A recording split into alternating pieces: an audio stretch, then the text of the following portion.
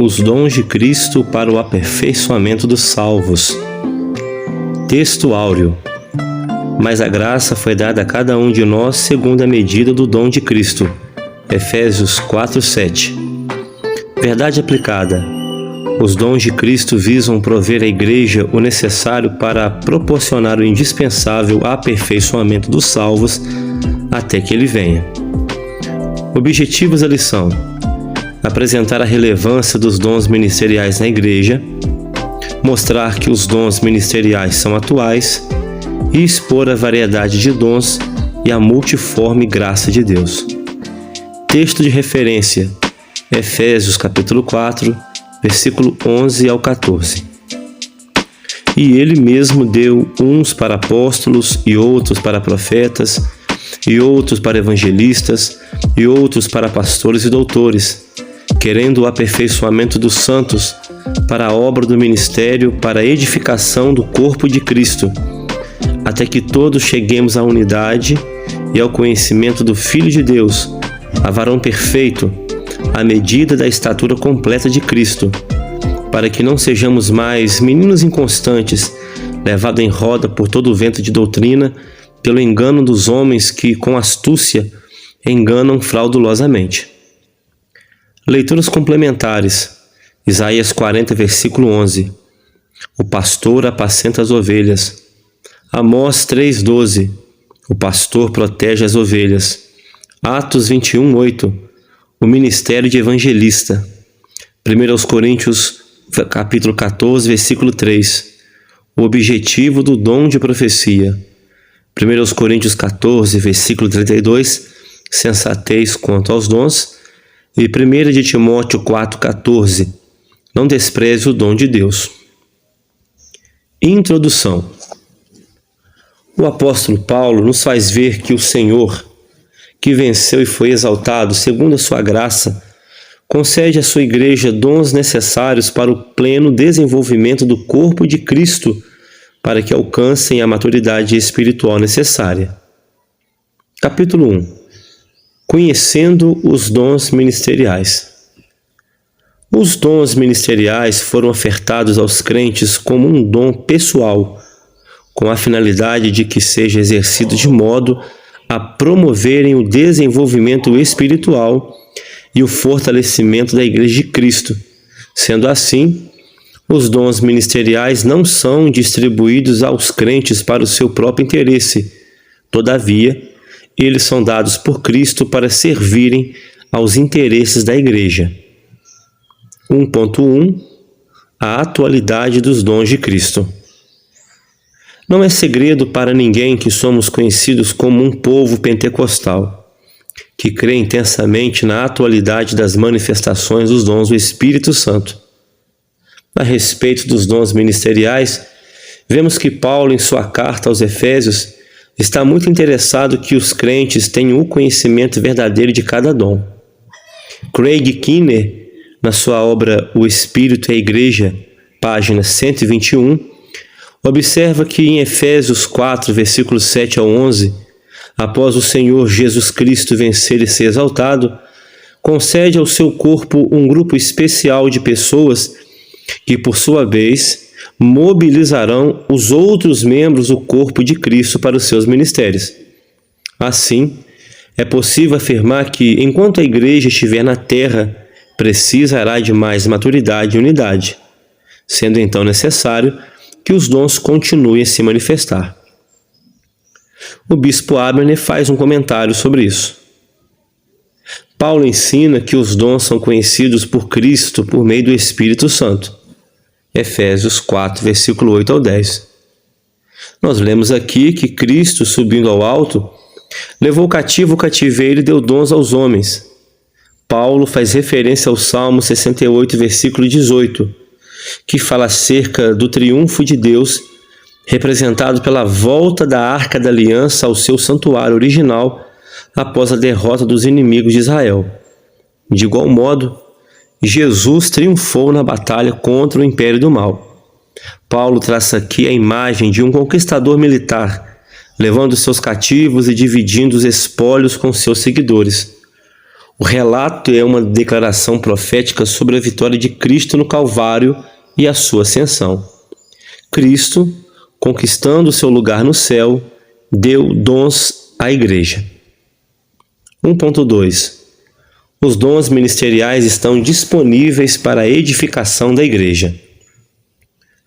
A carta de Paulo aos Efésios relaciona os dons ministeriais da seguinte maneira: apóstolos, profetas, evangelistas, pastores e doutores. Efésios 4:11. Entendemos à luz da Bíblia que a finalidade do Espírito Santo em ofertar estes dons é capacitar o crente para a contribuição ao crescimento do corpo de Cristo, a Igreja. Este pensamento se dá por assistirmos que, no Novo Testamento, o exercício ministerial está sempre atrelado ao serviço. Que fique bem claro que o recebimento destes dons não faz com que o receptor se torne melhor ou superior aos outros crentes. Assim, estes dons são distribuídos pela graça de Deus para o aperfeiçoamento dos crentes, para a obra do ministério e a edificação do corpo de Cristo. Abner Ferreira comenta: ao falar da graça, o apóstolo nos informa acerca das funções específicas que nos são confiadas quando recebemos o dom de Cristo, onde Ele, por sua graça, nos capacita para as diferentes funções e trabalhos a desempenhar na Igreja e no mundo. Efésios 4:7.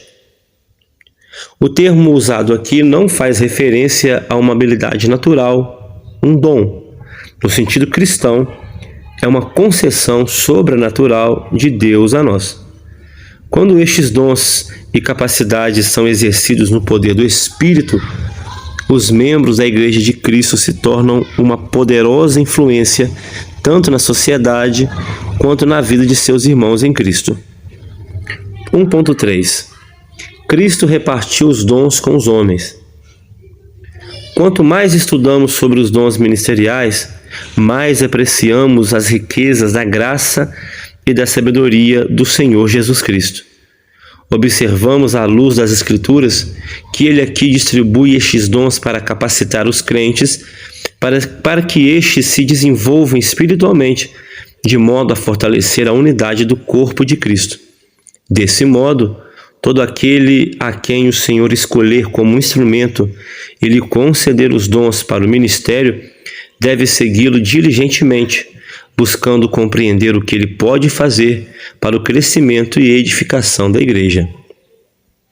Donald G., na sua obra Os Dons do Ministério de Cristo, página 18, faz a seguinte consideração: a divina soberania nesta matéria de um lugar determinado para mim no corpo de Cristo em geral, e em particular na obra do ministério, é uma coisa que se acha enfaticamente esclarecida a ponto de não pairar sobre isso a menor dúvida. Os preparatórios dons do Espírito são dados como Ele quer. 1 Coríntios 12, versículo 11. Os ministérios resultantes são estabelecidos na Igreja por Deus, e os homens que os desempenham são dados por Cristo. Nem sempre lembramos suficientemente que Cristo tem o nome de o Senhor da Seara.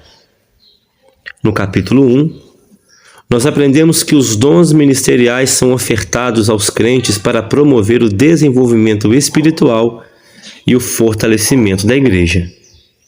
Capítulo 2. A distribuição dos dons.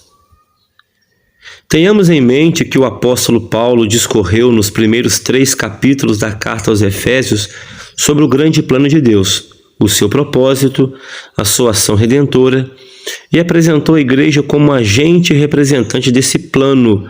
Efésios 1, versículo 23, capítulo 3, versículo 10. Para tanto, há uma diversidade de ministérios distribuídos por graça aos que estão em Cristo, capacitando-os para serem instrumentos do Espírito Santo para a glória de Deus. 2.1. Apóstolos enviados pelo Senhor. A palavra apóstolo constitui aquele que é enviado, um mensageiro, oficialmente comissionado por Cristo. Segundo o dicionário bíblico Wycliffe, o termo grego apóstolos se origina do grego apóstelen, ou seja, enviar, remeter. Donald G., na sua obra Os Dons do Ministério de Cristo, página 30, comenta: existe ainda hoje o ofício de apóstolo?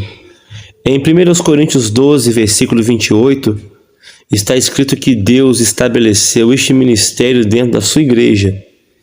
Efésios 4, 11 ao 13, reafirma que foi concedido para a edificação do corpo de Cristo, até que se alcance a unidade da fé no homem perfeito.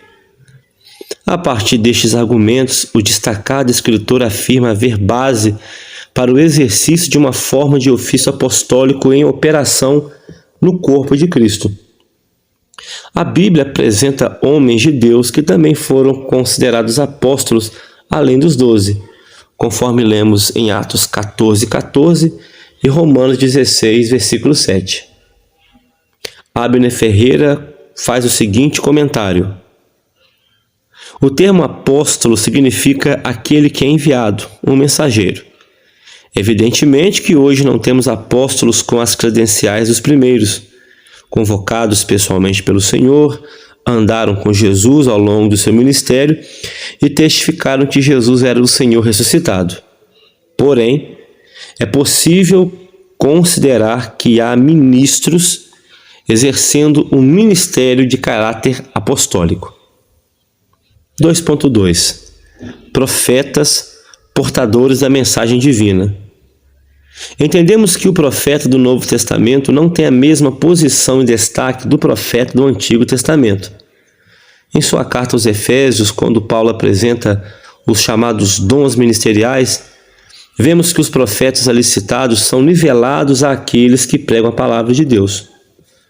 No Novo Testamento, os profetas eram aqueles que propagavam a palavra de Deus, impulsionados pelo Espírito Santo, cooperando assim para a edificação da igreja. Agiam visando contribuir para que o corpo de Cristo prosseguisse a maturidade espiritual, por intermédio do ensino, da interpretação da palavra de Deus e da sua aplicação. Warren Wiersbe faz o seguinte comentário sobre este assunto: o profeta do Novo Testamento era uma pessoa que proclamava a palavra de Deus.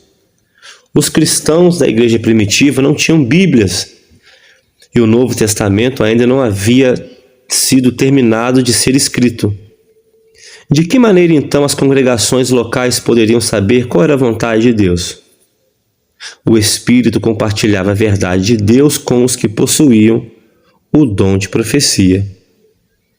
2.3 Evangelistas, portadores das boas novas. A palavra evangelista vem do grego euangelistes, que significa literalmente mensageiro do bem, ou mensageiro de boas novas. O dom ministerial de evangelista consistia em proclamar a palavra de Deus em viagens de um lugar para o outro, onde quer que o Espírito enviasse. Esse dom conferia ao evangelista possuir uma capacidade especial para conduzir outras pessoas a Cristo, que depois agrupadas seriam congregadas em pequenas comunidades ou igrejas. O apóstolo Paulo era um evangelista, assim também como Timóteo.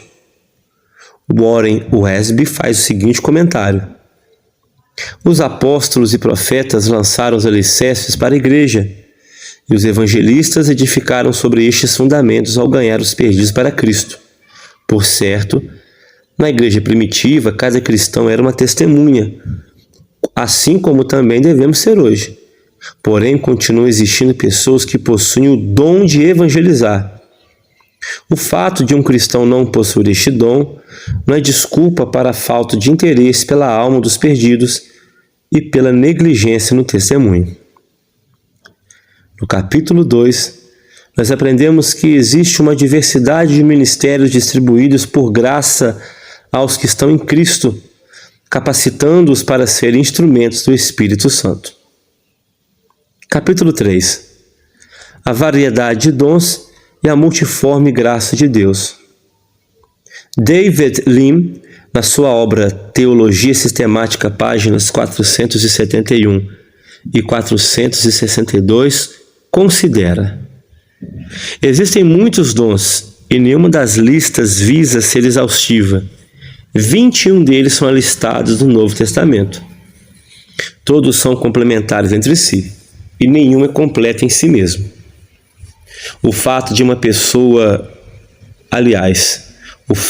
nenhuma pessoa ser autossuficiente leva à interdependência. Cada crente é um membro do corpo de Cristo e cada membro precisa dos demais. Mesmo quando as pessoas manifestam os mesmos dons, fazem-no de modo diferente e com resultados diferentes. 3.1 Pastores, responsáveis por conduzir o rebanho de Cristo.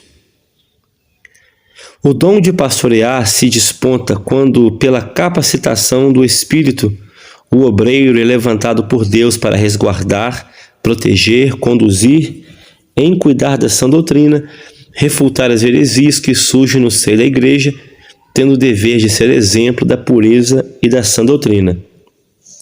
Cabe ao pastor a responsabilidade de alimentar as ovelhas de Cristo com a palavra de Deus. Assim, através do ministério pastoral, o ministro conduz as ovelhas, as nutrindo com alimento sadio e também consistente, através de um comando forte e servindo indispensavelmente para a ampliação da igreja. Entretanto, para exercer sua função, é necessário absolutamente estar em plena comunhão com um bom pastor. Abner Ferreira faz um comentário. Os pastores e os mestres eram dons distintos na igreja primitiva. Em nossos dias, o ministério pastoral tem sido confundido com o de mestre, porque ambos estão muito próximos na ministração do ensino cristão. O pastor do rebanho de Deus é o homem que leva em seu coração o povo de Deus, que o alimenta com a verdade, que vai em sua busca quando se extravia, que o defende contra tudo quanto pode ferir ou destruir sua fé. 3.2 Doutores, aqueles que ensinam as doutrinas cristãs fundamentais. Aquele que possui este dom consegue obter revelações do Espírito Santo de forma detalhada da Palavra de Deus e comunicar os conhecimentos proeminentes para a saúde do corpo de Cristo, fazendo de tal maneira que os crentes consigam aprender. No Novo Testamento, os doutores instruíam e ajudavam a aplicar a revelação de Deus à vida da igreja. Muito importante atentarmos para o fato de que o ensino no contexto do corpo de Cristo requer um dom concedido por Deus. Veja, Romanos 12, 6, 7, segundo a graça que nos é dada.